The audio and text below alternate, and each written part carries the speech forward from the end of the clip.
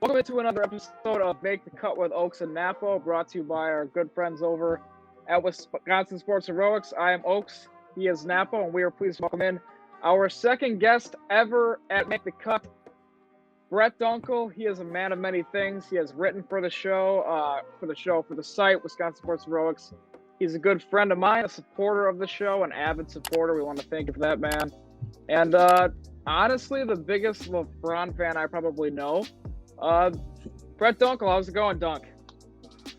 It's good. I'm really happy to be on the show with you guys. Happy to be talking some sports today, and really look forward to these topics. I feel like it's gonna be a lot of fun, and I'm looking forward to it. Thank you guys, both Ochs and Napo, for having me on the show, and make sure you guys check out their channel. I mean, they do great work. Hey, man, appreciate that. Go check Dunk out on Twitter at DDP Podcast 1. Did you just change that, or was it always like that? Just change that. Gotcha. And Instagram at Dunks_Productions. Doing the hell lives every day. Every single day we got a live going on with some Q&As going on and some crazy questions, right? I've been in like 4 or 5 of those like we were talking about before. Pretty fun time. But like you said, man, we have a lot of stuff we want to talk to you about. We'll get into Michael Jordan versus LeBron, who is the GOAT. Obviously, we're both wearing LeBron jerseys right now. But before that, let's talk about the All-Star game yesterday, man. Team LeBron defeated Team Durant 170-150 in a absolute blowout destruction of a win. Like Giannis said, he knew it was over from the minute the starting lineups were posted, and he was right about that. Giannis was the All-Star Game MVP, took home the Kobe Bryant MVP trophy. 35 points, 16 of 16 from the field, never missed.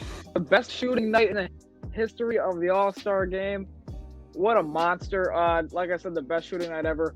But obviously there were some other players that could have won that award. Dunk, in your opinion, did Giannis deserve to win the MVP? And if not, who would you have given to if not for him? Okay, so I want to take this in one direction here, and I think that there's 3 players that could have won this award last night. I think Steph Curry, Giannis, and Damian Lillard. In my personal opinion, I'm a Giannis fan, but in my personal opinion, I would have had to give the MVP to Dame Lillard last night. That's who I voted for. Some of the shots he was hitting were unreal. That half quarter to win the game, and then Steph waving bye to everybody before he even put up the shot was unreal. Dame had 32 points. He was sensational. Giannis was sensational as well, but I did vote for Dame.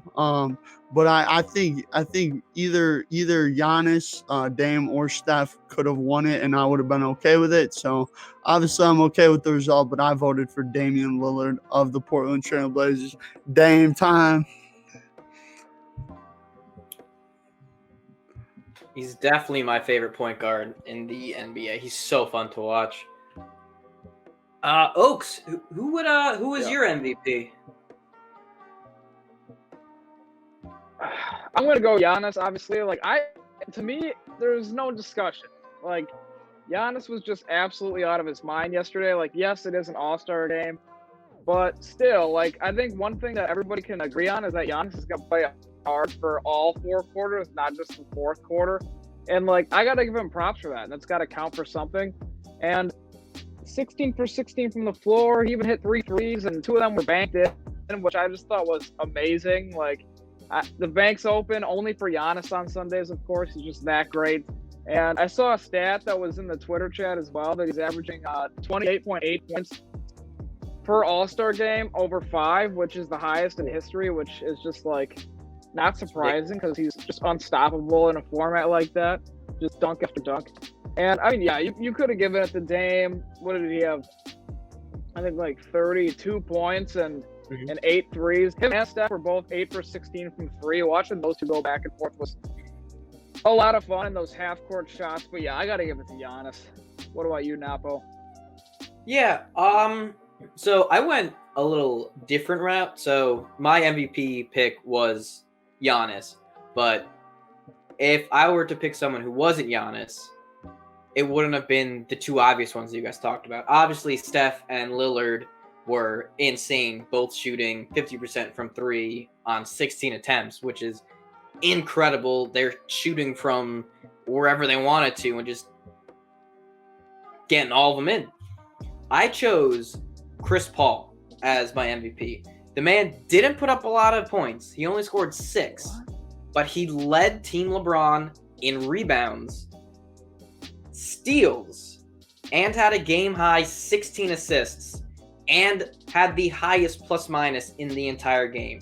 He wasn't putting up the points, but he was getting his entire team involved. 16 assists is incredible, and those 16 assists put him over Magic Johnson as the all-time assists leader in the All-Star game. That's incredible. To be in the conversation with Magic Johnson, one of the greatest passers in NBA history, and he overtook him in the All-Star game, I think Chris Paul should have deserved some love in the MVP conversation.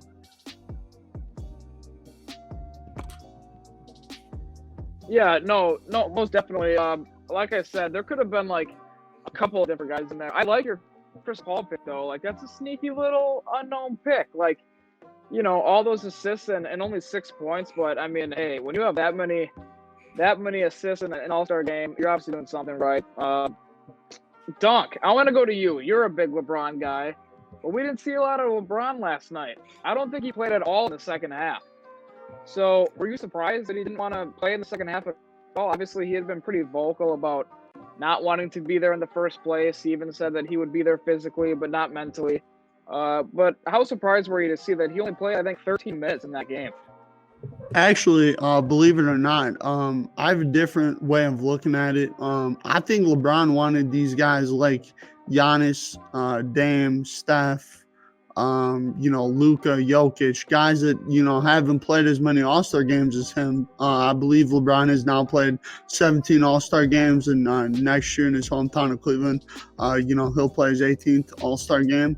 And I think that when you look at like what LeBron does, I think that he has the right to sit out the second half of an All-Star game if he wants to. The All-Star game is meant to be fun, and here's the thing too is Team LeBron was gonna win that game at the half. Like they had that game over. Giannis and Steph dominated in the first half, and Dame Lillard came through in the second half and balled out. So I think that really LeBron's obviously a great player. We're going to talk about him more, about why he's so great in a little bit, but I wasn't surprised. I mean, LeBron's earned the right to sit out the second half of an All-Star game if he doesn't want to. And also, he's been carrying a lot of the load this year with Anthony Davis out. Dennis Schroeder's been hurt as well. So I'm not surprised that LeBron didn't play as much as we all thought. Yeah, I definitely agree with you, Dunk. I think it's a kind of a little bit of both. Like, he was very vocal about not wanting to play the All-Star game. I personally don't think that they should have, even though I enjoyed it as much as, I enjoyed it more than any other All-Star game I think I've ever watched. The All-Star games, aren't really that exciting, but I really enjoyed watching the All-Star game on Sunday. And I think LeBron definitely wanted to give the other guys a shot. Like, Luka's in his third year in the NBA, and he played like 30 minutes. Like, you saw a lot of the younger guys play a lot for Team LeBron. And I think LeBron kind of just like checked out. Like, you could see by the shots that he was missing that he didn't care. Like, I don't think he wanted to be there, but I also think that he wanted his teammates to enjoy being there, even if he didn't want to be there. Yeah, I have a little bit different of a take on that. Dunk, you said that he wanted to get like some of the younger guys in Napo. You touched on it too. I actually am not so sure. First of all, I'm really glad that they decided to play the game. Whether or not they should have or not, I'm not going to even touch on that, but everybody has their own opinions on that. But like Napo did say, and I said earlier, LeBron was vocal. He didn't really want to be there. Said he'd be there physically, not mentally. But I think that has a lot more to do even with the times that we're in and the circumstances behind the game than it really even does, the fact that he carried AD or he wants to get young guys playing time. Because last year, the only caveat is that last year's All-Star game with the same format was a lot closer than it was this year. So if you want to tell me like he didn't want to play the second half and specifically the last period because the game wasn't close, then I think I'd be on board with you there. But last year, he played the entire, if I remember correctly, the entire last period. And that was a close, tight game, and he cared about that game last year. So unless LeBron's had a major mindset switch in just 1 year for something outside of let's just call it what it is, COVID-related probably things, I think it was more just like a circumstance then. Like, he has been carrying a lot of the load, but I think also with no fans there, it's not as exciting. Last year, they had the kids that they were, donating the charity money to right there in the stands, right there by the court. It was a totally different experience, and something that even Adam Silver, the commissioner, touched on is like how much they missed the fans for that All-Star weekend because it's just not the same. I guess to touch on your point of him being, he's 36 in his 18th year, this is his 17th All-Star game. Just playing in the game is probably not enough for him anymore. I think if fans would have been there, we would have seen him in there. I don't necessarily think it's the workload or anything. I think it was more about the fact that for him, there was really no point to go into an All-Star game with no fans, little to no, entertainment value really other than just to play the game. Ochs, you mind if I ask you a question? Yep. Okay, so next year, the All-Star game is in Cleveland, where LeBron is from. Do you think he's going to come out a man on a mission next year? Because I would assume that there's going to be fans in the All-Star game next year. There's going to be all kinds of people there. And I would imagine that probably about 70% of those fans are going to be for LeBron because, it's from Cleveland, Ohio, all the above. It really depends. I think if you're right and there are a bunch of fans in there, let's just say even if it's 50% capacity for the fans, I think so. I think he'll play a lot more. If it's like it was this year and there's not a lot of fans or any fans really at all, and there's fake crowd noise and everything, no, I don't think. If this is how it is moving forward, which obviously we all hope it's not, I don't think he'll ever play seriously another All-Star game again. I just don't think it pays off for him much to do so, but hopefully all things go well, and there are a lot of fans in the stands next year in Cleveland, and if that's the case, I'd expect him to put on a show. Yeah, we might be looking at him breaking the All-Star game single game point record if that's the case. Ooh.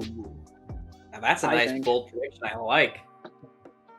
Oh yeah, in his hometown of Cleveland, come on, probably the last time he'd ever be there for an All-Star game. Most definitely the last time. Gonna drop 100. But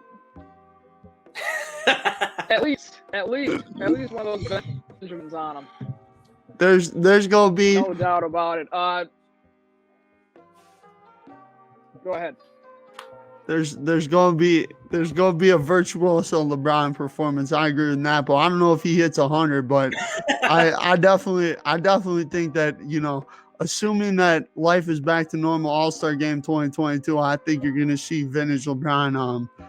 I think you might even see him suit up in a Cleveland uniform. Ooh, that would be nice. What if you did like that LeBron James jersey split where it's half LA, half Cleveland? That'd be cool. Miami. Just show a little love. And Miami, yeah, show a little bit of love. Do 1, 2, 3. That would be a nice jersey. I need one of those. That'll be a nice jersey. Yeah, no. Dunk, I'm surprised you don't have one of those by now, but I think obviously I really enjoy, like Napo said, one of the more enjoyable All-Star games that we've ever had, had the privilege to watch. Lots of great moments. Dunk, for you, what were some of the biggest moments of the game that stood out specifically as last night's game for you? From last night's game or All-Star games in general? Last night's All-Star game. I just think like Dame hitting them half-court shots, Curry hitting them half-court shots. I think it's always cool when you see two players from the same team going against each other. Jaylen Brown, Jason Tatum, I thought that was very cool. Yep. some of the alley-oops were fun to watch. Curry, Dame, and CP3 all had an alley-oop dunk like back to back to back. That was insane. I was getting texts from all of my NBA friends were texting me like, Dunkel, what is going on? I'm like, I don't even know. I didn't know Chris Paul could catch an alley-oop and dunk. I didn't know. And but no, there were so many great moments, and I think like we've obviously talked about, Giannis going for 16 for 16 was a big moment as well. I thought it was funny, and I know you guys both talked about this in the chat. But like when Giannis shot that free and the announcers were like, no, and then he friggin' banks it in. He friggin' banked it in. And then all of that, they were like, yes. That was awesome. But what were some great moments for you guys? I think last night was a lot of fun to watch. It gave us some joy definitely in the past 12 months that have been really rough. Yeah, I definitely agree with you that just watching Steph and Dame with those threes, the 3-point barrage those two put on Sunday, it was ridiculous. They hit 16 threes collectively. That's ridiculous. And just not even just that's ridiculous, but the way they ended the second quarter was incredible. It was like logo 3, okay, and then Team KD I think got like a layup. Oh, logo 3 by Dame instead of Steph this time. Just going back and forth with deep threes was ridiculous. And now, but we got to talk about that 3-point performance by Giannis. Not just Steph and Dame, but Giannis 3 for 3, a step back corner 3, and he nailed it. Oh man. Yeah, dude.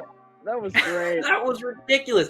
I don't know how many 3-pointers that you've seen Giannis make, but he makes more from that corner spot than he does like anywhere else. Yeah.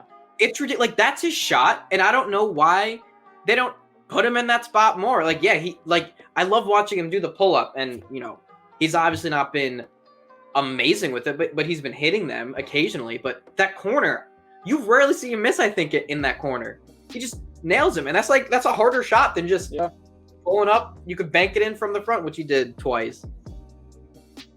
Yeah, no, you guys already pretty much touched on all the greatest moments. Obviously, you can't leave out Steph and Dame going back and forth. Who's got the better range? Which point guard has the better range? Obviously, the TNT crew, I think it was Kenny was on there saying that he would take Dame over Steph last year in the playoffs, and Steph was like, "Oh, you're tripping." So there was all these talks, obviously, that have been going on about those two. So to see them, go back and forth, and there was fun. And I think the greatest thing about Steph too is like, even though you could consider that a rivalry with Dame, he's like so like loose about it, and like, he's rooting on Dame when, a player like Russell Westbrook is probably not doing that. You know what I mean? Like, he takes it more personal. I think that's why I like Steph is so likable. But obviously, the alley-oops to the point guards was awesome. That had me getting off my couch as well. But just off the court things, one of the things that was my favorite was seeing Giannis dribble the ball with his kid before the game. Like, oh yeah, just something about that image was like amazing to me. Like, I'm obviously not. I don't think any of you guys are fathers yet, right? I have a pet turtle. Yeah, I have a bird, but that's about it. Yeah, and, I'm not. So I'm not. Seeing like, not a father. All right. No. Seeing how much Giannis loves being a dad to me is just like awesome, because it just like further cements how much of a great guy he is. Seeing that wing 3 that he hit, like you said, when the whole entire crew is like, Reggie Miller, no, and then it banks in, and I was like, yes, like, because when he shot it, I was like yelling too, like, why are you gonna ruin your perfect shot, streak for that? And obviously watching Giannis win the All-Star Game MVP at the end was cool too, because like he looked like he was shocked they won it, but it's like, bro, you had an amazing game and you were perfect from the field, which again just goes to how selfless he is as a player. But final takeaways from the game last night, Dunk. Honestly, this is another one that kind of is sparked by the media, and this is something I wanted to talk about with you guys. LeBron and Steph and how they were kind of just embraced each other throughout last night. You could see them on the court smiling with each other. Obviously both from Akron, both born in the same hospital. We obviously know that LeBron is the kid from Akron, but the fact that they're both from Akron, and I think it really shows that they really do get along. I don't think there's any love lost between LeBron and Steph, and I think that I'm excited for the NBA season after the All-Star break. Hopefully my favorite team, the LA Lakers, can turn this around. Hopefully we can get our fellas back and make it happen. But I love the All-Star game. I thought it was a lot of fun last night. It definitely brought a lot of joy, and I know that you guys had fun watching it too, based on the chats. And Ochs was taking shots at me during the game. Didn't really appreciate it, but it's okay. Hey, I'm just kidding. It's all personal. Yeah, it's all love between me and Ochs. Anybody that's gonna say that it was personal, it's not. Me and Ochs, we're brothers. We're brothers. Yeah, Dunk had people messaging him, asking him if we were really arguing together. Like, come on now. Obviously, they're just jokes. I mean, come on. I am not a LeBron hater. I love LeBron. But speaking of the All-Star game, let's get right down to it. Let's do our, obviously, we know we're a week late. By the time this goes out, we'll be over a week late on this.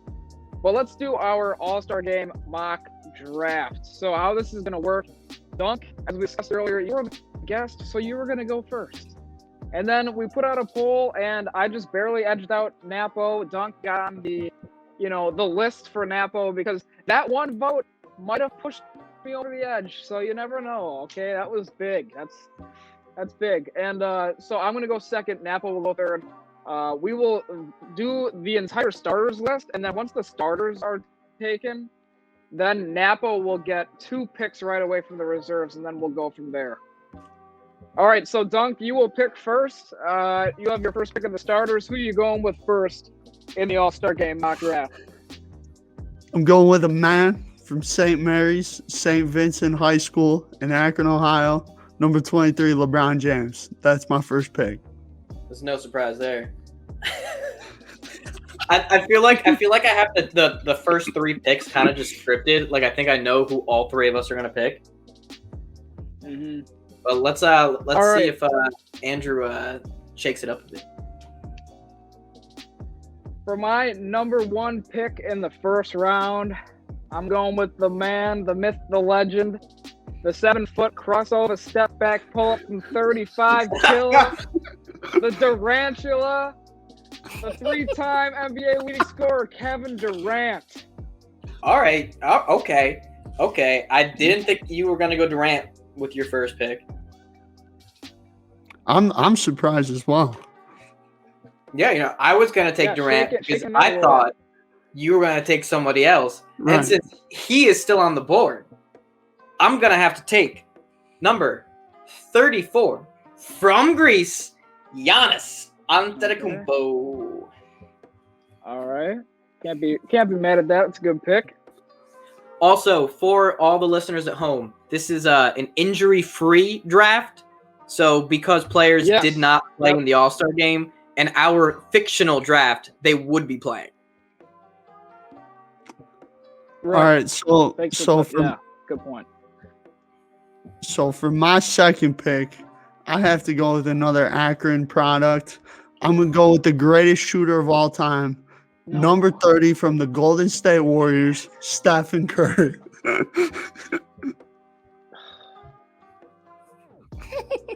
Andrew, I steal your pick. Yeah. Well, I think that would have been both of our picks, right, Napo? I mean, I don't know how you pass up stuff. Okay. This is an all-star game, so not a lot of defense needs to be played. I'm going to pair the teammates back up together out of Brooklyn. I'm going with number 11, LeBron's former teammate, the player with the greatest handles of all time, Kyrie Irving. Kyrie. All right. I think I'm going to have to go with a player who was this close to playing with Giannis Antetokounmpo if the Bucks had drafted him instead of, I believe it was Jabari Parker, 2nd overall. I'm going to have to go with Joel Embiid. I think he is the perfect center to pair next to Giannis. Okay. All right. I like the pick, Napo. I'm gonna have to go with a card you can't play in some card games. I'm gonna have to go with the Joker, number 15 from the Denver Nuggets.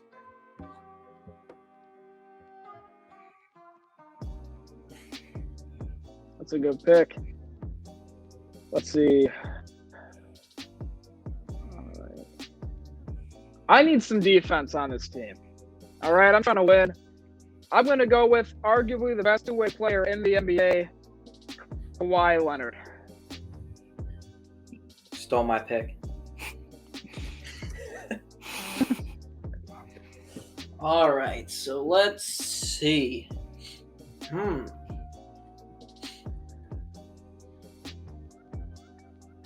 So I can pick one of two players. All right, let's see. I'm going to have to go with the next up-and-coming superstar. Yeah. Who was in the MVP conversation last year as a second year, who will probably win a few MVPs throughout his career, who is a 10-time MVP player in NBA 2K21, Luka Doncic. For those of you that don't know, if you play 2K21, Luka wins MVP literally every single year. That's funny. Napo, and that means Napo, you got Bradley Beal. I'm okay with Beal. Or yeah, let's do that. You got Bradley Beal. All right. Okay, so Napo's got 4, right? Yep. Okay. So then I guess I'll go next, and we'll start picking from the reserves. All right. I'm going to go with your guy, LeBron's teammate, defender at the perimeter at the 4 position that we've maybe ever seen. Depends on where you put Giannis and depends on where you put Anthony Davis. I'm going with AD, Mr. Unibrow himself. Man. Dang. That's what you get for taking, who did you take? Curry. For taking Curry, yeah. Had to do it to you. All right, who's up now? You, Dunk. Ooh. Well, it looks like I'm going to have to go with my backup. One of my favorite players in the NBA. A man that once waved goodbye to the Oklahoma City Thunder in a playoff game. One of the most underrated players in the NBA. Dame time. Damian Lillard. Dame time. Damn, you're pairing up Curry and Lillard. That's scary. And Dame. Yeah, that's a lot of shooting. Not a lot of your team defensively is awful right now. We got LeBron. To be honest. Dude, we can outshoot anybody though. Okay, go ahead, Napo. Let's see. You know what? I think I'm gonna have to go with the all-time assists leader in the All-Star game. The man to lead my floor, Chris Paul. Okay. Well, I like the pick, Napo. I like it. Thank you. I was looking at my team and I was like, all right. I got Luka as a ball handler, but I want like a strictly ball handler so Luka can do his thing. I was going to go with James Harden here, but like Giannis said, I want somebody who's going to pass the ball. So I'm going Harden to go leads with the league in assists. He actually is. Yeah. He actually is. Yeah. Well, hey, Giannis said it. Whatever Giannis says goes. All right. We don't question our king here. Okay. No, just kidding. But I'm gonna go with the Stifle Tower, Rudy Gobert. Let's go, Ochs. Good pick. I'm just saying, you're not scoring on my squad. You're not scoring on my squad. No way.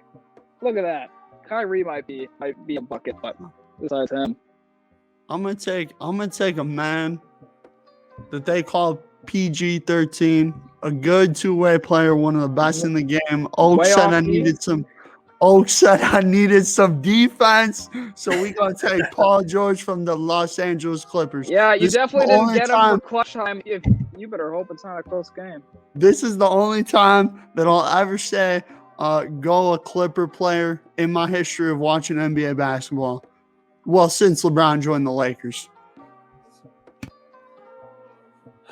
All right. I didn't think he would fall to me here, and I, didn't really want to pair him up with Giannis because the two don't really seem to get along. But now, if James Harden is my sixth man, I'm feeling pretty good.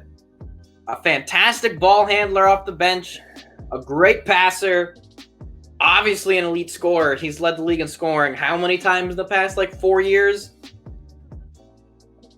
Coming in at pick number 6 for me, Mr. James Harden.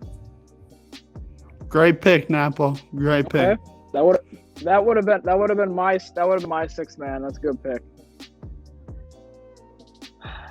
Let's see. It is an all-star game. And while we do want to win, we also want to put on a show for the fans. So I'm going to go with arguably the biggest highlight reel we've seen since LeBron came into the league. The guy that gets an unreal amount of nationally televised games just for being himself, Zion Williamson. Ochs, another great pick out of Ochs, Zion. Despite him missing all those dunks on Sunday. That's Yeah, well, some of those Glad passes you- were glad you awful. brought I don't know that- who was throwing him those passes, but Napo, glad you brought that up. With my next pick, I'm gonna go with another very underrated player in the NBA from the Boston Celtics. One of my favorite players to watch. Always love watching this guy on television. I'm gonna go with my man Jason Tatum. That's 2, dude. It's 2 of my players that you picked right before me.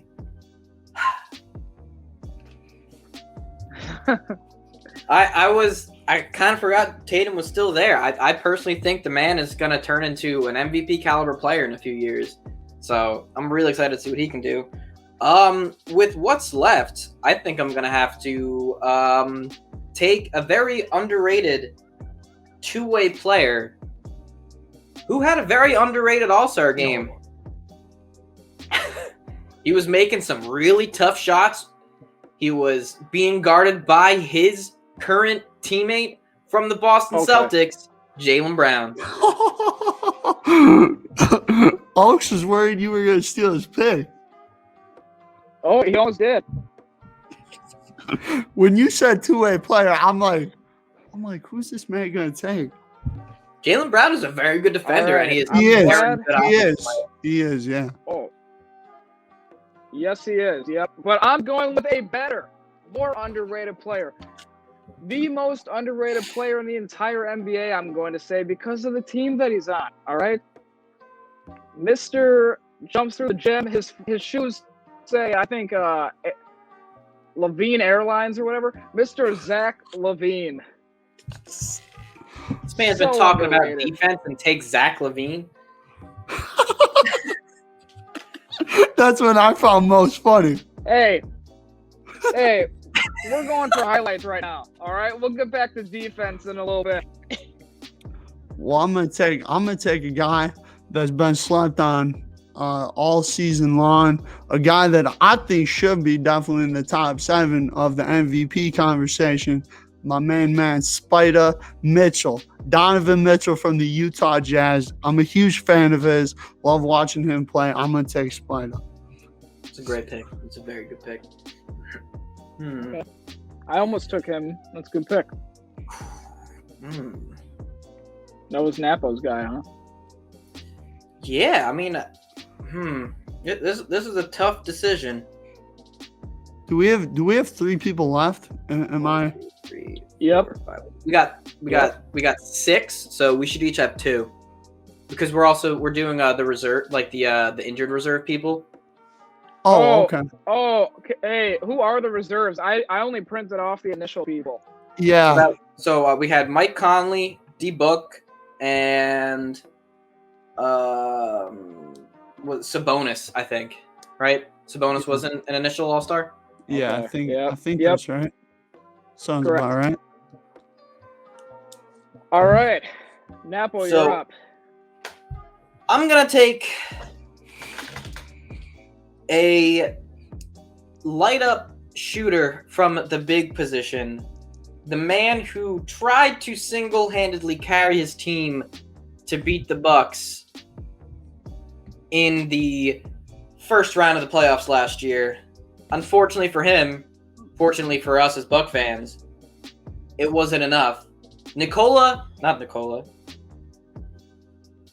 I'm gonna take Vucevic. Vooch. I don't know why I just No, blanked that's on his the name. first name. Nikola. Oh, I was right. Yeah, Nikola Vucevic. That is his name. Yep. I would love to see him and Giannis play together. Okay. Man is a bucket. All right. Not a bad pick. Not a bad pick. All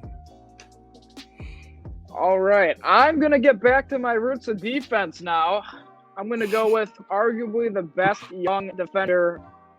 I will admit I'm not even a huge fan of this guy's game, but as a defender, you can't deny him. Ben Simmons.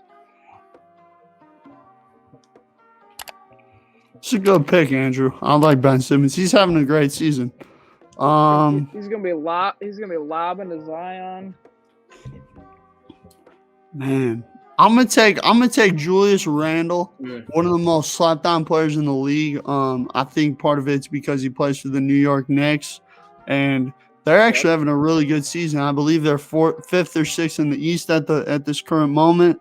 And I'm gonna take him. I need a little bit of a bigger player. To fill out my team. All right, good pick. And with my That's last great. with my last pick, I'm gonna have to take the man from Phoenix, the bucket, Devin Booker. Man, Thank goodness. good pick, Napo. I love Devin Booker. One of the most underrated players in the league too. He's very so fun to underrated. watch. So underrated. Yeah. Speaking of underrated, I'm gonna go with the second most underrated player, the guy that won the skills competition last night. Did he? He won it, right? Not Vucevic, right? I think he won it. Yeah. I think Yeah, Sabonis won it. Okay, yeah, I couldn't think because Sabonis was a runner-up. I wasn't sure if he won it last night or not. I'm taking Domantas Sabonis, which means you got Mike Conley. Not bad. I'm fine with Mike Conley. I love that he actually got to play in an All-Star game. He's actually that was cool. interesting fact about Mike Conley, boys, is that was his first All-Star game last night. This is pretty crazy.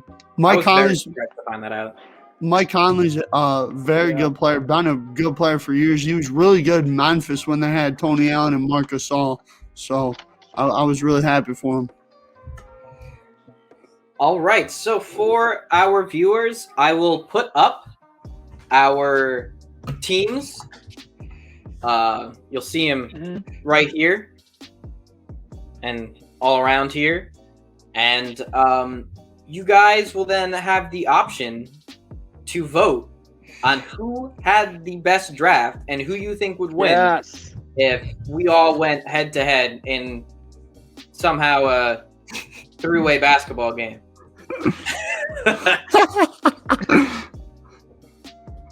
But definitely let us know in the comments. We'll also be tweeting out all of our teams. You guys, we'll do it as a poll. You guys can vote. And, I'm excited to win. Yeah, right. Okay. To quote Larry Bird and what Steph Curry said, all I want to ask is which one of your guys' teams is playing for second. Okay. Your team. But no, Your obviously, team. No. No way. I'm just playing, Andrew. If my team's healthy, okay. No. We'll see. We'll see who they vote for, though. That'll be fun.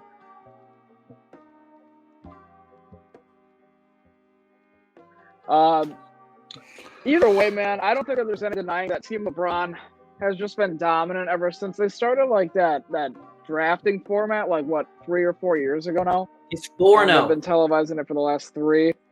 Yeah, he's 4-0.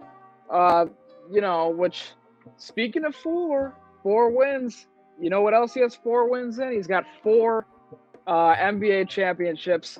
After that most recent one, he did, reportedly say to AD that they've got more work to do. Dunk, the segment that you've been waiting for, the segment all of America's been waiting for on the world's hottest sports podcast is this.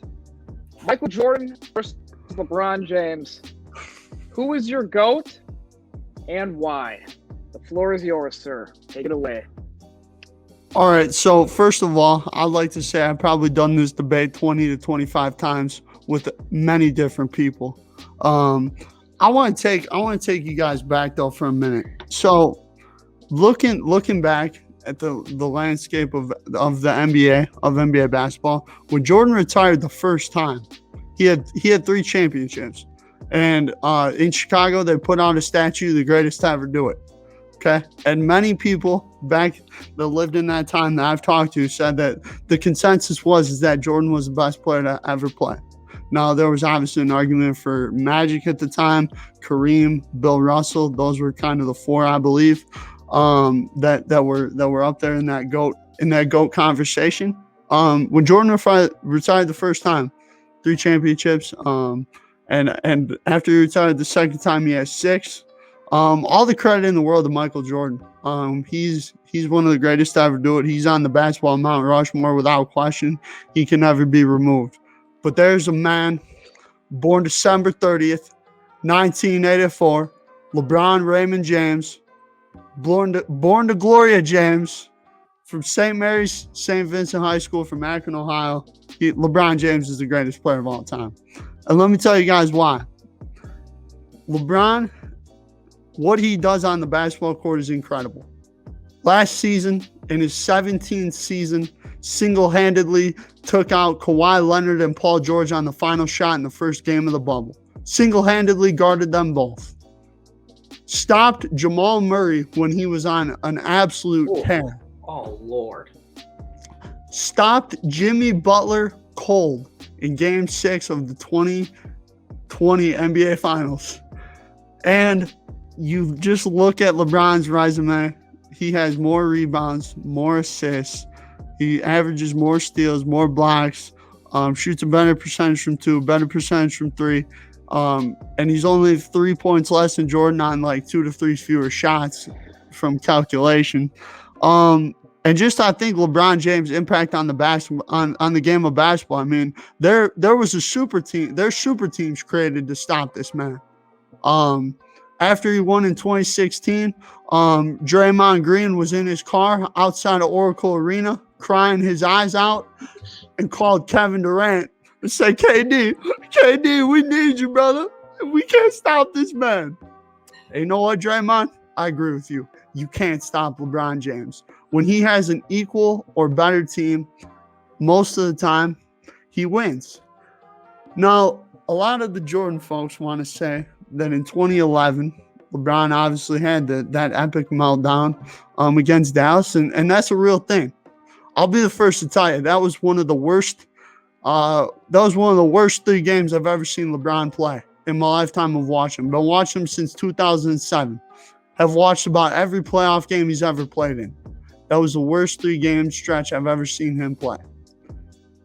But when you look at what he's done since then, 4 titles, 4 Finals MVPs, should have been 5, but in 2015, the guy who held him to 36, 13, and 9 got Finals MVP over him on 40% shooting, which, isn't that great, but still, 36, 13, and 9. It's my favorite thing ever. I love when people bring it up. What LeBron has done since then is unbelievable. Since that 2011 Mavericks series, you could talk about all kinds of the iconic games. The games 5, 6, and 7 against Golden State. You could talk about the 48 special against Detroit. You could talk about 2018 when he single-handedly dropped 51 points at Oracle Arena against arguably one of the greatest teams ever, and J.R. Smith lost the game for him. By the way, still haven't found the remote I threw out the window that night. And I'm being serious. There was a remote thrown out the window. But I have watched LeBron for so long, and I think what makes LeBron the GOAT is his longevity and all the things that he does on the basketball court. I don't think there's another guy that can do it like him. I don't think there'll ever be another guy that does it like him. I think LeBron James I've been saying since 2016, end of Game 7, on that night I said he was the greatest, and all he's done since then is just reassured me of it. And he's going to do it again this year when he wins another title. That's my bold prediction. What are your guys' thoughts? Ochs, I'm going to let you go first because I think I know who you're picking, and I would like to be the tiebreaker. Okay. First of all, before I start, I want to preface everything I'm about to say by saying, Dunk, I love LeBron. I'm wearing his jersey right now. And this is not a debate about kind of the debate, me and Napo will have later about, what they've done off of the court. This is just on the court we're talking about, okay? Look, you can't sit here and try to argue that it's not close. I'm not going to sit there and say it's not close. It's really close. But Michael Jeffrey Jordan, I don't know when he was born, February 17th, I think, and I'm not sure what hospital he was born in. I don't know, I know you know all that for LeBron. I don't know that stuff. I don't know his mother's name either. But what I do know is that he is the greatest basketball player of all time. I'm going to run you through some stats first, and then I'm going to give you just my reasons without shooting a bunch of numbers at you of why he's the GOAT, okay? Averaged over 30 points per game in his entire career, and this is before the three-pointer was even relevant, really, in the NBA. Think about how much he's higher than James Harden's average if he is shooting the three-point shot, okay? 14-time All-Star in 15 seasons. Obviously, LeBron is a 17-time All-Star in 18 seasons. I'll give it to you. That's pretty even there. The only year he ever missed the All-Star game was when he came back from baseball, and he played 17 games and still averaged 27 points that year. Got him into the playoffs before they got bounced.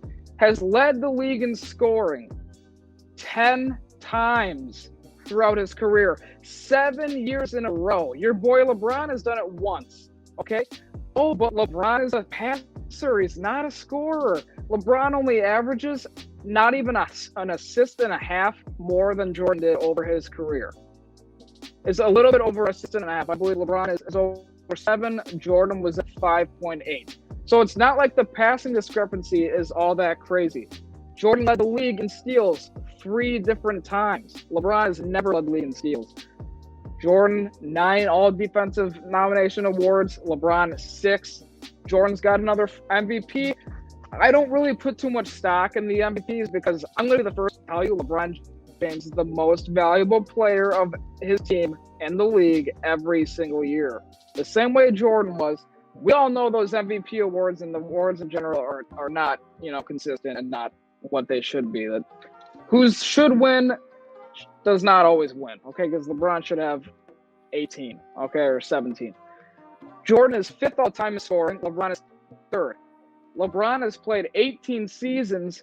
Jordan played 15, including missing 4 years in the smack dab in the middle of his prime to either go chase baseball after his father passed away or when he retired after the last dance season for 3 seasons and then came back for Washington. Statistically speaking, you said, LeBron James is is a better passer. He shoots better from the field. He shoots better from the three. He rebounds the ball better. Well, he rebounds the ball better because he's 3 inches taller. He's also 30 pounds heavier, or 35 pounds heavier. Jordan was a way better free throw shooter. So a big point of mine is that Jordan's game had no weaknesses. There is not a single weakness in Jordan's game, okay? He finished inside. He was the nastiest dunker of his time against guys that were 7 feet and above at a time when you could absolutely abuse people. I mean, like, literally, like, before the handshake rules and everything came in, like, the rules are way different back then than they are now. So it was a different ball game back then. Jordan shot 84% from the line. LeBron shoots 74%. Jordan could defend. He could shoot from anywhere on the court. He passed really well for his position. He rebounded really well for his position. LeBron can defend 1 through 5 too, but you know, Jordan statistically and the accolades back up Jordan as being the best defender of the two. So, like I said, no weaknesses in Jordan's game. A big thing that I think I've always said this, and LeBron has a go-to defensive move, which we've arguably never seen, which is that chase down block, which is iconic, okay? No one's going to sit here and say that chase down block is not amazing. It's awesome, but he does not have a go-to offensive move late in games. He just doesn't. What's his go-to offensive move? Catch and shoot, one dribble and fade away. That maybe is his go-to move. Jordan had several, okay? Pull up from the mid-range, pull up from the wing, pull up from inside, you know, just dunk on folks. It really didn't matter. Layups, obviously. So LeBron never had that go-to move, and that has hurt him. Going back to the free throw percentage, LeBron's free throw percentage dips in clutch time. And I'll tell you what, Dunk, LeBron's good to miss that front half of the 2 free throws every single time he's at the line and late in the fourth quarter. He always misses the first one. Like, just go back and look at it. He's just good for it. And that's something that has hurt him and his teams over the years. So you look at that. You look at just some of the things that Michael Jordan's peers have said about him, okay? No one's going to say anything bad about LeBron. Here's the thing. LeBron's peers nowadays, they respect LeBron James. Michael Jordan's peers feared that man. Seriously. He scored 63 again in 86 in the playoffs, his second year in the league. We talk about what Luka's doing in his second year. Michael Jordan was playing Larry Bird's Celtics in his second year in the league. Scored 63 on them in a loss, but we all know what Larry Bird said afterwards. That's Jesus in basketball shoes over there. I mean, his peers respected him. They feared the man. LeBron James, obviously, everybody wants to say, oh, well, look what he did in the East. He dominated the East. He always got out of the East. Michael Jordan did that to the entire NBA for the exact same amount of time. This guy was getting through the East. And not only that, he was beating the finals teams on the other side in under 7 games, 6 games or less. And everybody likes to say, Don, we talked about this. Well, Michael Jordan, the teams that he played in the finals, like, were they good? Let's go through a couple of those teams that he played and beat in those finals, okay? Let's go through it a little bit. Let's just go to the Eastern Conference first. Then we'll go to the finals games, all right? The teams. He was beating the bad boy Pistons, okay? Obviously, you know, Dennis Rodman was on there. And then they had Isaiah Thomas and you know, Lambeer and all those folks. Larry Bird's Celtics, okay? He didn't get through them, but he did have to play them, and he played them hard. Patrick Ewing's Knicks, Shaq and Penny Hardaway on the Magic, Reggie Miller on the Pacers in his last year. So he played legends just to get to the finals. He wasn't playing any worse teams overall than what LeBron played. Okay, let's go to who LeBron played to get through to the finals, all right? Let's just go through really quickly. Okay, teams like the Charlotte Bobcats, all right? Teams like the Bucks and 6, Brandon Jennings, Milwaukee Bucks. Shout out Bucks and 6, shout out Brandon Jennings, all right? How'd that go for them? They got swept. Okay, Jeremy Lin Sander, these Knicks, all right? Lin Sander, where's he? Okay, you know, great player, but he's not, you know, up there with the Reggie Millers, okay? He's not up there. He beat the broken down wannabe Boston Celtics Brooklyn Nets when they traded literally the 3 from Boston over to Brooklyn, and they were all 40 years old, and he beat them, okay? I will give him credit. He beat the Boston Big 3. But after he joined Chris Bosh and Dwayne Wade and went to one of the most stable franchises in the NBA's history. Jordan, when he went to the Bulls, were a mess. They wanted to tank to get higher draft picks, and Jordan said, I refuse to tank. We are winners here. And he turned that franchise around. They were becoming a joke. Okay, so LeBron went through the Paul George Pacers. Their second best player was Roy Hibbert. Where is he at? He's not in the league anymore. He made no noise after LeBron. LeBron made that guy even a notable player, honestly. So as far as who they played to get to the finals, I'd say, it's a toss-up there. So like I said, Dunk, you say Michael Jordan, and a lot of people will say Michael Jordan did play tough competition in the finals. Well, first go around, Jordan beats the Showtime Lakers and the greatest point guard of all time, Magic Johnson. Okay, this is when he's got Scottie Pippen now. And, everybody knows, this spectacular move by Michael Jordan. So legendary moments in that finals. Beats them in under 7 games. 92, he beats the Blazers.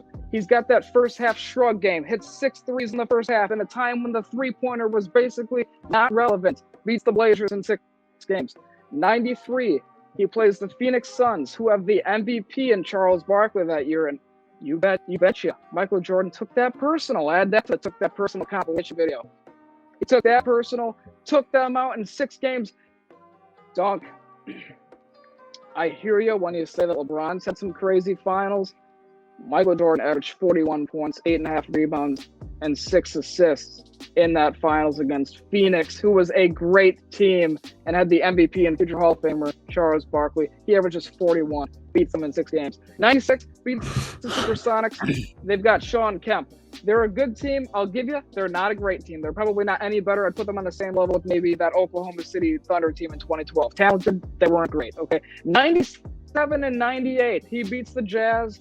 John Stockton, the second leading scorer of all time, Karl Malone, has the flu game where he's got 38 points with the flu. We go back and forth. Was it flu? Was it the bad pizza or whatever they said it might have been?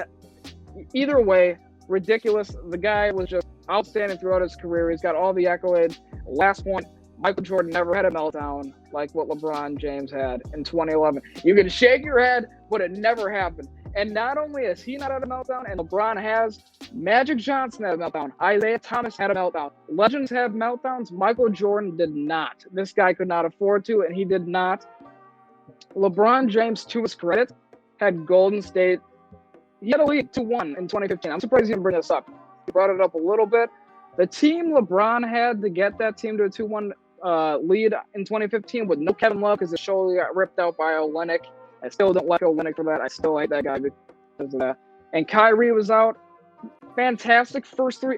I would argue the best 3-game stretch LeBron's ever played, given that it was in the finals. And yet Matthew Delvadova was his second best player playing at that point. Ochs, interesting fact about your point about Delvadova. I met that man.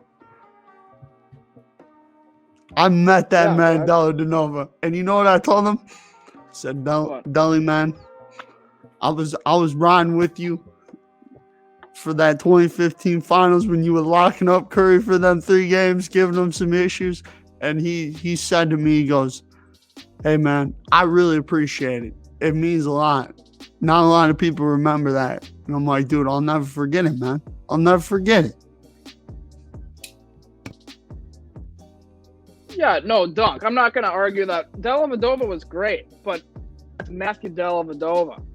You know what I mean? Come on. That's his second best player over there. Matthew Delvadova, for Bucks fans, is awful. Okay, like he's. I loved Dally when he was on the Bucks. Okay, I loved him. He played so hard. He plays hard, but he's just not. When he's the guy playing big minutes down the stretch in the fourth quarter against teams that are experienced and everything, that's not who I personally want out there. Like, I'm glad, he's a good role player, but he's not the guy I'd want out there. But anyways, like I said, LeBron with the 2011 meltdown, you have to put that in there. You can't act like that did not happen. It did happen. The fact that LeBron had to go somewhere to win, Michael Jordan learned how to win in a time when he was playing legends almost every single night, at least in the playoffs. And, I said I wasn't going to go off the court. My last one, I'm going to go off the court a little bit. I think it's important to acknowledge for Jordan's legacy as well, is that he helped save the NBA. I don't know how much you guys will know about this, but I had to do a little bit of research and what I've seen in the Last Dance, the NBA was struggling. Like, people were turning that off. They were watching football. They were watching baseball when he was coming up, and he saved the entire league. He made it global. Like, the reason why the NBA is overseas at all is pretty much because of Michael Jordan. And then obviously Kobe's done a great job. He has a lot of fans out there, and LeBron does as well, and Yao Ming and everything like that. But Michael Jordan was the trailblazer for that. So overall, like I said, I think it's close. I'm not going to say it's a huge gap. I just think when you look at Michael Jordan's resume, you look at LeBron's resume, and everything else considered, Michael Jeffrey Jordan is right now the greatest player of all time in the NBA's history. And I think LeBron, to pass him, needs at least one more ring, probably two. And I don't know that he's going to get it.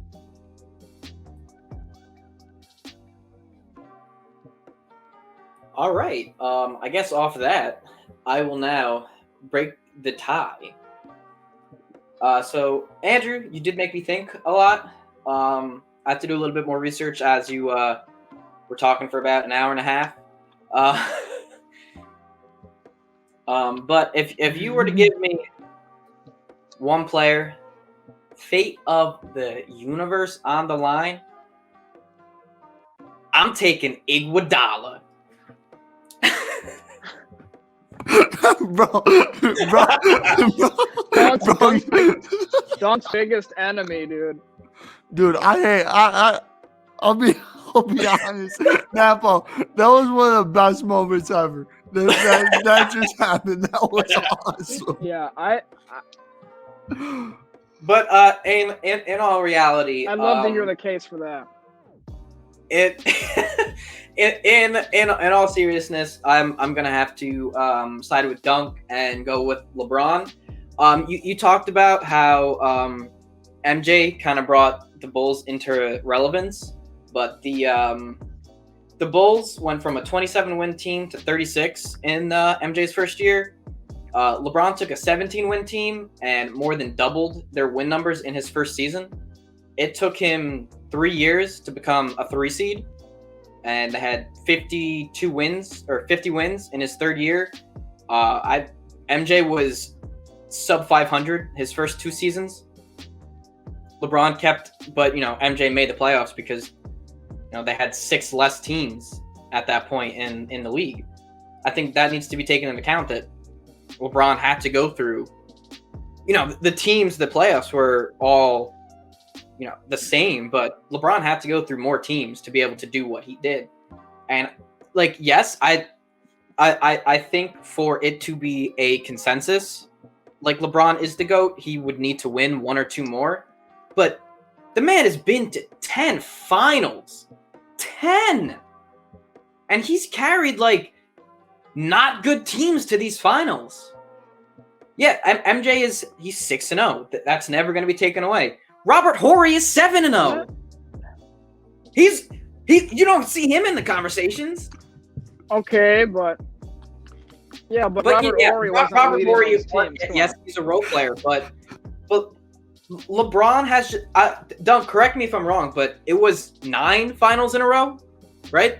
Yeah. It was, 9. I actually think it was 9 of 10, 10 of 11, something like that. I think the one he missed was last year or the year previous. Yeah. When he got hurt and the Lakers missed the playoffs. But prior to that, I think he had made 9 straight finals. That's ridiculous. I don't care that he was 3-6 at that point, but making 9 straight finals with some of the teams around him were ridiculous. Remember, MJ did not make the final until Scottie Pippen arrived, right? So that's arguably another top 10 player to propel your team to be that championship contender. I'm not trying to take anything away from MJ. The man is a complete legend, and it is incredibly close. But LeBron, yes, Dwayne Wade, he's a Hall of Famer. Chris Bosh is a phenomenal player, but they're not like Scottie Pippen. Scottie Pippen is an arguable top 10 player of all time, and you're putting 2 top 10 players of all time No way. No, hold on. We cannot let you get away with that. Nap or Dunk, I know you don't agree with what he just said there. Top 10 player? Yeah. No, I mean, I said arguable. He's not consensus, but the things that he did. wait. Did you say Dwayne Wade or Scottie Pippen? Wait, did he say top 10 or top 50? Top 10. Arguable top 10, Scottie Pippen. Nah, man. I think you could argue anywhere between 25 and 50. Top 30? I think between 25 and 50. 25 and 50. A 10-time all-defensive player. Scottie Pippen was locking down your team's best defender. 10-time all-defensive player. The man was a stud. I personally think Scottie Pippen is better than any other player that LeBron has been paired up to. It's close. I think D Wade is very close, but LeBron had to be that defensive stud, and he does not get the recognition that he deserves from a defensive side. People have been like, this was when I was not really watching NBA too much. They were bashing on him for how poorly he played defense. And like when you actually look at the stats, he's a very good defender when he tries. But what year are we talking about right now? This is from so from my memory, this was when I would say maybe like a casual NBA fan. So this was probably like 2012 to 2015, 16. Yeah. He finished second in the NBA and for defensive player of the year. What do you mean? Did he win? By Marc Gasol. I think he got robbed by Marc Gasol, but he finished second. I think he finished top 3 twice. Yeah. So I feel like he was being recognized for being a good defender. Andrew, it's the same thing with your MVP things. He doesn't get the recognition he deserves. He is the most valuable player on every single team he plays. And he could arguably he should be making in at least all NBA defensive second team a majority of the years he's playing. Yes, correct. Which I agree. Yeah, no, go ahead. Napo, to add to your point, LeBron James, before this is pre-All-Star break, I had this written down because I figured eventually we were going to talk about this at some point, or that I'd have this debate again. Defensive win shares this season. LeBron James was leading the league at one point. I don't know if he still is, but he was leading the league at one point. So I think definitely you can make the case that, you know, he just keeps improving. The 3-pointers falling better this year. The defense is still there. The scoring, the passing, the rebounding, it's all still there, and it's year 18. It's so incredible what he's doing. I'm glad you mentioned improvement because, Andrew, to your point about LeBron only being like 1.5 assists more on average than MJ. Yeah. The past 4 seasons is when LeBron really blossomed as a passer, and he's averaged 9 assists per game the last 4 seasons. I want to talk about these last 4 seasons and like the travesty that LeBron didn't get more votes in the MVP conversation. I don't know if he should have won because, you know, Giannis did put up ridiculous stats, but you know, the amount of votes that he got, like I kind of agree with him last season that what did he get? Like 3 first place votes or some bogus number like that? Some ridiculous number. But let's look at this the last 4 seasons. 26.5 points, 9 assists, 8.5 rebounds. He was averaging a near triple-double the last 4 seasons. Like, that's incredible. And MJ is I do think in a volume perspective, MJ is the better scorer.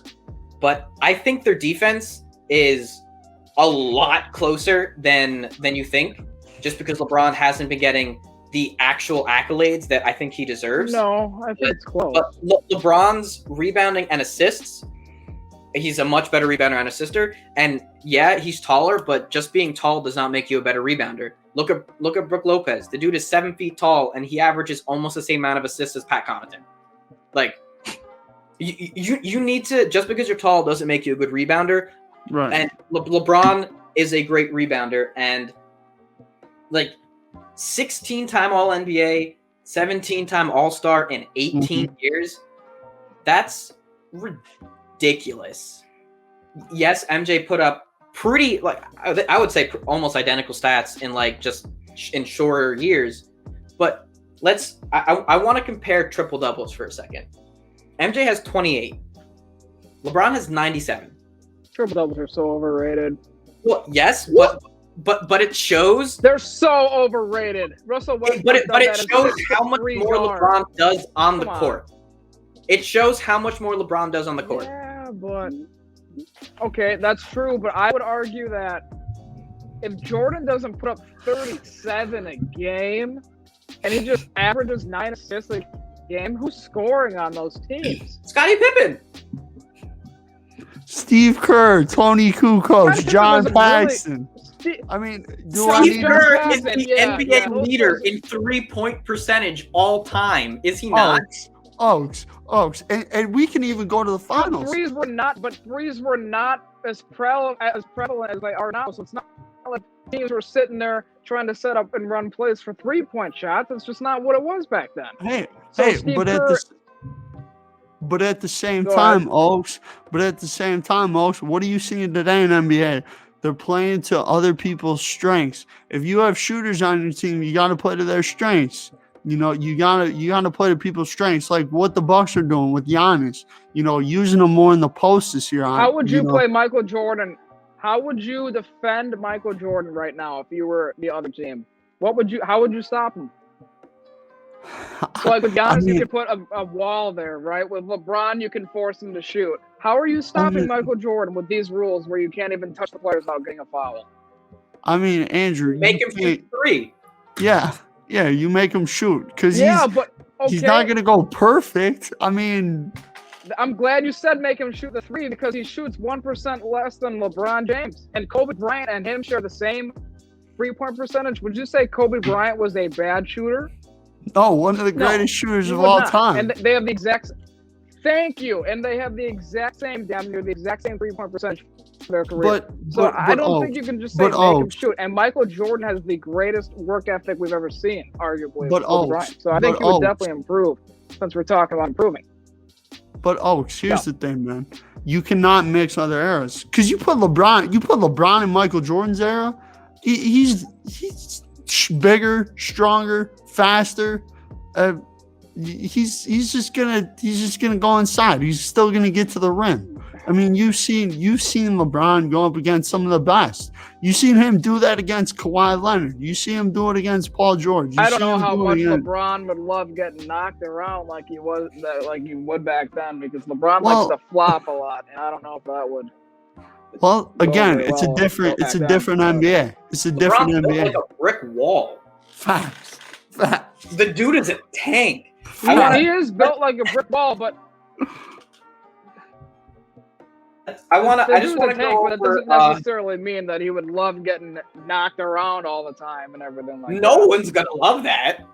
Yeah, who doesn't love getting shoved, Andrew? Who doesn't? I'm just saying, dude, like you said, you can't compare eras, and all I was saying was that if you're gonna say like, oh, you know, nowadays they play to the strengths and play to the weaknesses and everything like that, I was just asking you to tell me how would you stop Michael Jordan in today's game? Well, I think as well, you know.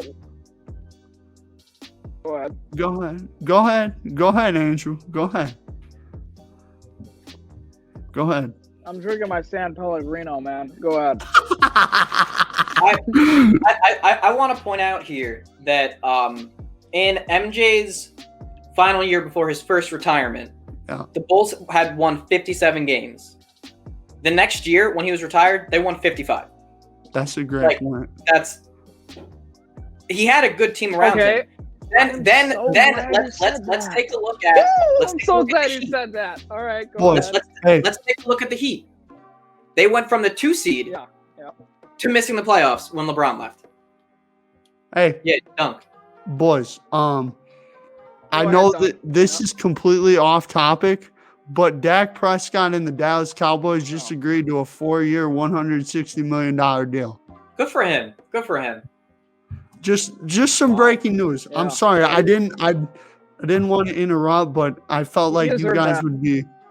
Yeah. Let's go for him. But Napo, look, going back to your point. Go ahead, Dunk. Going back to your point, Napo. Okay. These two guys, okay, LeBron and Jordan, they're super hard to compare. It's two iconic greats. I think two of the greatest athletes in any sport. I think they're both at least top 10. I would put both of them probably in the top 5 to 7. I think they're both top 2. I think that when you look at what these guys have done on the court, has been unbelievable. And obviously LeBron's not even done yet. I can't wait to see what he's gonna do.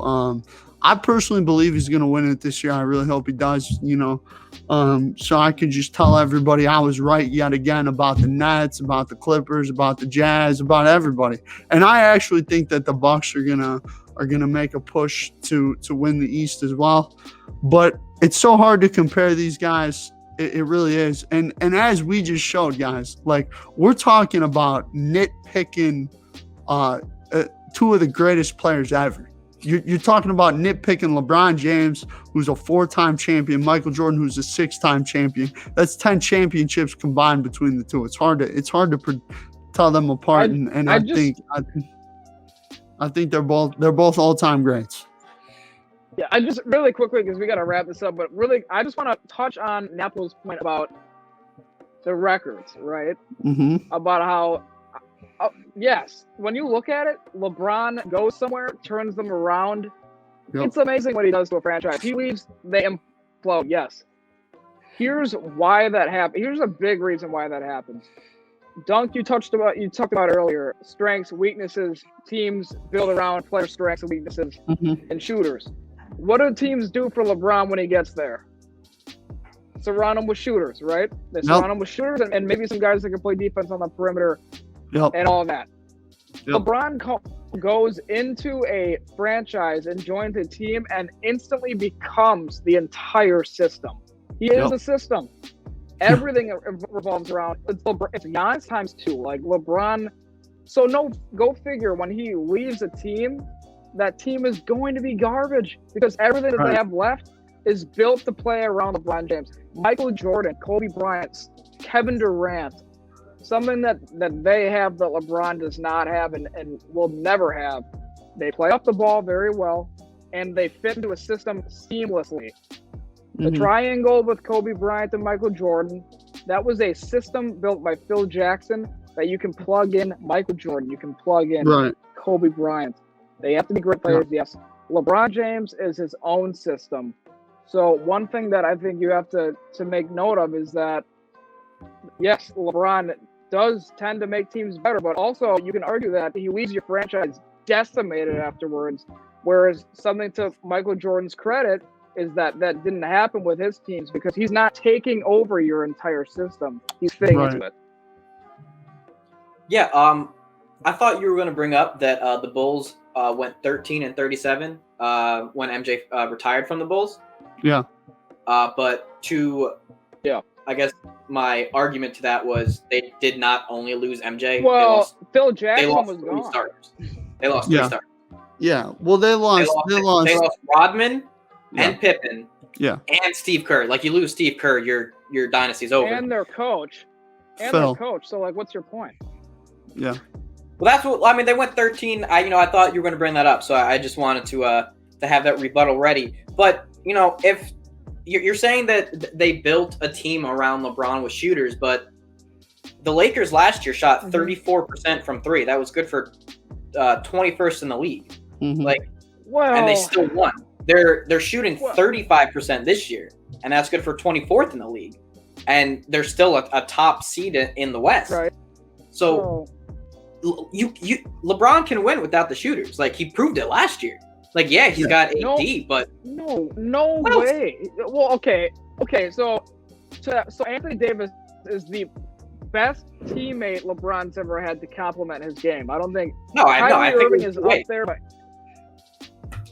D Wade, no way. D Wade and LeBron James do not fit well together because D Wade can't shoot. Okay, you're talking about compliment. I thought you were talking about best LeBron teammate ever. I was gonna say. No, just complimentary player to his Okay, game. yeah, Anthony yeah. Davis to be able to go off that pick and roll. And Yeah. yes, he's the best complimentary player he's ever played with. Kyrie Irving's Yeah. out there, but he can't be as dominant as AD can be with LeBron because of pick and rolls, because of spot up shooting and all that, and defense and everything like that. So AD shoots under 32% from three. Like, yeah, it's crazy. Yeah, but he is a killer from mid range, though. He's a killer, and I don't know that. And LeBron James and the Lakers have shooters. Whether they knock the shots down or not is. But if you look at their team is shooters. The year they didn't have shooters, Napo, was the year he tore his groin. They had Lance Stevenson, Rondo. Yeah. They had Lonzo Ball. There was no shooters on the team, and they were fourth in the West, yes, but the record wasn't great. I think even Dunk would agree with me on that. Is that we saw what it was like when his team had no shooters, and it was not very good. Even when he came back from the groin injury, that team was not good because they were not built around him. They tried to do something differently. Like Magic said, he thought that the way to beat the Warriors was to do something different, was to get dogs, guys that could play defense, guys that could play make instead of shooters. And we saw how that worked out. Guys, it's so hard to say. It's hard to say who's better between MJ and LeBron. I think, Andrew, you made great points for MJ. Napo, I was surprised you took the side of LeBron, and you made some amazing points, man. You made some amazing points that I will for sure use in the next debates. And yeah, I appreciate you guys so much for letting me come on and talk about this, because this is something I'm very passionate about. Yeah. Before we let you go, man, is there anything that you want to say to the people? Maybe give some shout out your channel again. Obviously, Duenkel Productions. Go ahead and subscribe over there. Follow him on all the different social media accounts. But is there anything you want to say before you get out of here? Before we kick you off? The one thing I want to say real quick is just shout out to Napo and Ochs. Ochs is a very good friend of mine. Met Napo for the first time today. Seems like an awesome dude. I'm loving the jersey he's rocking. I greatly appreciate you guys for having me on the show. I can't wait to have you both on my podcast as well with me and Mueller. Can't wait till we can set one of those up and have some fun, talk about some different things. And just keep striving for greatness. That's what I'm gonna say. Keep striving for greatness, like LeGoat James, or whatever you want to call him. Andrew, Napo, love you fellas. Y'all looking nice with the jerseys. I do like Andrew's a little bit more, but it's biased. Understandable. That's biased towards LeBron. But just thank you guys so much. Greatly appreciate it. For letting me talk with you guys for, we're about 2 hours from starting this thing. So it was a lot of fun. Yeah, man. Thanks a lot for coming on, and we'll talk to you again soon. Hopefully have you on soon. All right. Peace out, fellas. Y'all have a great night. See you, Doug. See you, Doug. Bye, guys.